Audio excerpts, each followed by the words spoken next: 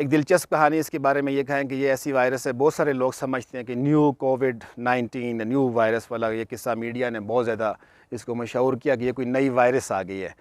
तो बिल्कुल ही इसके इसके बारे में ये कह दूँ कि ये आज से 6000 साल पुरानी वायरस है। यानी गुज़िश्ता 6000 साल जो है ना इसके साथ इंसान रह रहा है, और इस वायरस की अपनी जो तिबी उम्र है, जो साइंटिस्ट कैलकुलेट करते हैं, वो 15,000 साल से भी ज़्यादा है।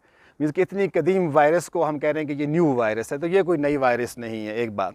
दूसरा ये कि कोरोना एक वायरसेस का पूरा एक ख़ानदान है, और एक ख़ानदान नहीं बल्कि 4 बड़े ख़ानदान समझ लें। मीन्स कोई अल्फ़ा, बीटा, गामा, डेल्टा के नाम से हम वो तशबीह देते हैं, या उनके नाम हमने रखे हुए हैं। ये वायरस बुनियादी तौर पर वही वायरस है कि जो आपको रोज़ाना हर साल जब सर्दियों का मौसम आता है, या वैसे भी जब कभी आप किसी अनयूजुअल टेम्परेचर को एक्सपोज होते हैं, तो आपको नज़ला ज़ुकाम हो जाता है। तो नज़ला ज़ुकाम वाली वायरस और ये वायरस जो अभी कोविड-19 आई है, ये एक ही ख़ानदान से ताल्लुक़ रखती हैं बुनियादी तौर पर। अब सब ये इसको आसान अल्फाज में यूँ समझ लें कि इससे जो कोविड-19 से जो होने वाला नज़ला ज़ुकाम बुखार है, ये थोड़ा शदीद होगा। अब जो हमारी रूटीन की जो फ्लू वायरस जिसे कहा जाता है, वो भी कोरोना वायरस है। उससे भी पूरी दुनिया का जो डेटा है कि वो साल में अगर 100 बंदों को होता है नज़ला ज़ुकाम, तो उनमें से 4 बंदे मर जाते हैं। ठीक है जी। अब इसका रेट उससे भी कम है, लेकिन इसका मीन्स के शोर गोगा ज़्यादा है। क्यों? कि ये all of a sudden expose हुआ कि जी इससे लोग मर रहे हैं और ये बड़ा कॉम्प्लिकेशंस पैदा कर रही है। लेकिन हकीकत क्या है कि जो पहले जो फ्लू वायरस से जो 4% लोग मरते थे, वो कौन से लोग मरते हैं? देखिए, बुनियादी तौर पर बीइंग अ मुस्लिम भी और एज ए ह्यूमन बीइंग भी हम देखते हैं हर इंसान ने पैदा होने के बाद मरना होता है। मरना तो आपने एक न एक दिन है, लेकिन कुछ ना कुछ फैक्टर बनते हैं। एक बंदे का कुदरती निज़ाम में जो अपना डिफेंस मैकेनिज्म है, जिसको हम इम्यून सिस्टम कहते हैं, वो ख़राब हो चुका होता है। जिस तरह कैंसर के कंटेक्स्ट में मैंने बात की कि आपका बुनियादी तौर पर कैंसर क्या है कि आपका इम्यून सिस्टम जो है वो कमज़ोर पड़ गया। आपका मीन्स की जो बॉडी के अंदर अल्लाह ने डिफेंस मैकेनिज्म बनाया, उसके अंदर ये सलाहियत नहीं रही कि वो आपके अंदर नाकारा जो खुलियाँ हैं उनको साफ़ कर सके। अब कोरोना वायरस में भी जो लोग इसका शिकार होते हैं, जिनको एक्सपोजर होता है, उसमें बुनियादी जिन लोगों जो डेथ की तरफ जाते हैं, वही लोग जाते हैं कि जिनका इम्यून सिस्टम ख़त्म हो चुका होता है। और ये उन लोगों में है जो 2 बड़ी बड़ी बड़ी गलतियाँ करते हैं अपनी ज़िंदगी में। एक ये कि सुबह सवेरे की जो धूप है, जो लोग इस धूप पे नहीं बैठते, उनके जिस्म में विटामिन डी की डिफ़िशियंसी होती है, यानी कमी होती है। विटामिन डी वो विटामिन है कि जो आपके इम्यून सिस्टम को बनाने में बुनियादी रोल अदा करता है। यानी सुबह सवेरे अगर आप आधा पौना घंटा जो सवेरे की धूप है, उसको आपने अपने आप को एक्सपोज किया, तो आपके अंदर कभी विटामिन डी की डिफ़िशियंसी या कमी होगी नहीं।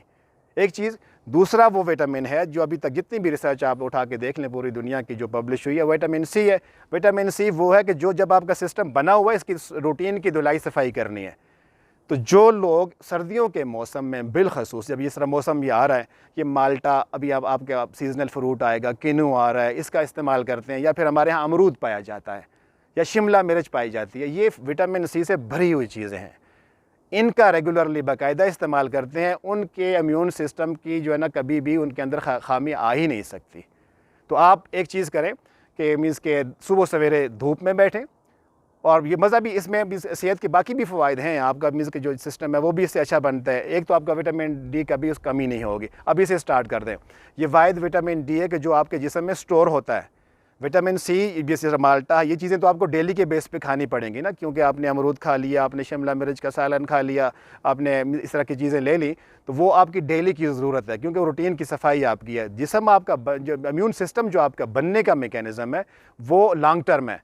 तो अल्लाह ने इस विटामिन डी को भी आपके जिस्म में स्टोर कर दिया। अभी से आप धूप में बैठना शुरू करेंगे, तो ये जनवरी, फरवरी, दिसंबर के जो महीने जो भी हैं, तो इसमें आपको अगर धूप नहीं भी मिलती या कम मिलती है, तो आप आराम से इस चीज़ को कोप कर सकते हैं, इसका मुकाबला कर सकते हैं बुनियादी तौर पर। और जिस तरह ये कहा जाए इकट्ठे ना हों और आप फासला रखें, तो वो तो हमें एक रूटीन हमारे माशरे में पता है। जिस बंदे को भी नज़ला ज़ुकाम लगा, अगर आप उसको गले मिलेंगे, उससे हाथ मिलाएंगे, तो वो आपको लगेगा।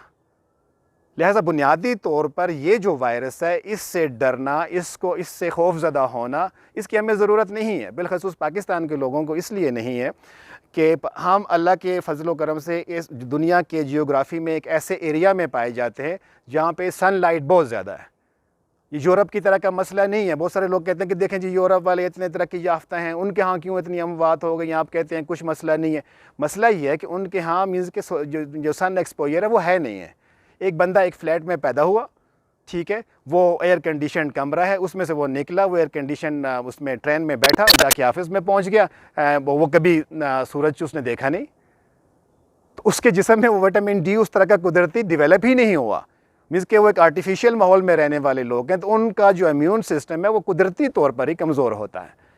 तो जब एक कमज़ोर बंदे को नज़ला ज़ुकाम होगा तो उसके लिए बड़ी कॉम्प्लिकेशंस पैदा कर देगा। लेकिन अगर जिस तरह के हम लोग हैं, जिस तरह का हमारा मुल्क है, हमारा माहौल है, हमारे यहाँ तो जब बिलखसूस ये जून जुलाई अगस्त का महीना आते तो बड़ी शदीद गर्मी होती है। अब लोग इसमें अपने आप को एक हमारे यहाँ थोड़ी सी सोशल वो ग्रूमिंग सही नहीं हुई, वो कहते हैं कि हम धूप में बैठेंगे तो हमारा रंग काला हो जाता है। बहुत सारे लोगों को ये प्रॉब्लम आ जाती है कि जी हम तो गोरे चिट्टे रहना चाहते हैं, धूप में तो रंग ख़राब। तो आप अपने चेहरे को एक्सपोज ना करें ना। आप सुबह अपनी टांगों को बैठ के घुटनों से नीचे आपकी टांगें अगर सूरज को एक्सपोज्ड हैं आधा पौना घंटा, तो ये आपके जिस्म में काफ़ी विटामिन डी जो है ना वो डेली बेस पे जनरेट कर देगा। लिहाजा आप आपके चेहरे की जिस लोगों को परेशानी है, किसी मर्द को, किसी खातून को, किसी लड़की को, लड़के को ये कम्प्लेक्स है कि कहीं मेरी रंगत ना ख़राब हो जाए, तो वो चेहरा बिल्कुल एक्सपोज ना करें। वो अपनी टांगों को लेग्स मीन्स के घुटनों से नीचे आप एक्सपोज कर लें तो आपके जिस्म में काफ़ी विटामिन डी बन जाएगा। और अगर आपकी रूटीन पे ये विटामिन डी बन रहा है तो आपके इम्यून सिस्टम में डिफिशिएंसी के चांसेस बहुत कम हैं। ये उस सूरत में फ़र्दर कॉम्प्लिकेशन आ जाती हैं जिस तरह यूरोप में है या जितने भी हमारे अमेरिकन सोसाइटीज़ हैं जहाँ पे मीन्स के अल्कोहल का कल्चर ज़्यादा है। कि एक तो पहले आपका सिस्टम डिफेक्टिव बना किस बेस पे कि आपका सन एक्सपोजर नहीं है, सूरज को आपका एक्सपोजर नहीं है। दूसरा आपने मज़ीद उसको ख़राब कर लिया कि जब आप बहुत ज़्यादा ड्रिंकिंग कर रहे हैं तो आपका जो रूटीन का जो सिस्टम है वो पहले से ख़राब। फिर आपकी जो खुराक है वो सारी की सारी आर्टिफिशियल हो चुकी है। मीन्स कि आप खेत से में उगने वाली चीज़ें आप खा ही नहीं रहे हैं। आप क्या खा रहे हैं? जो फैक्ट्री प्रोसेस कर रही है।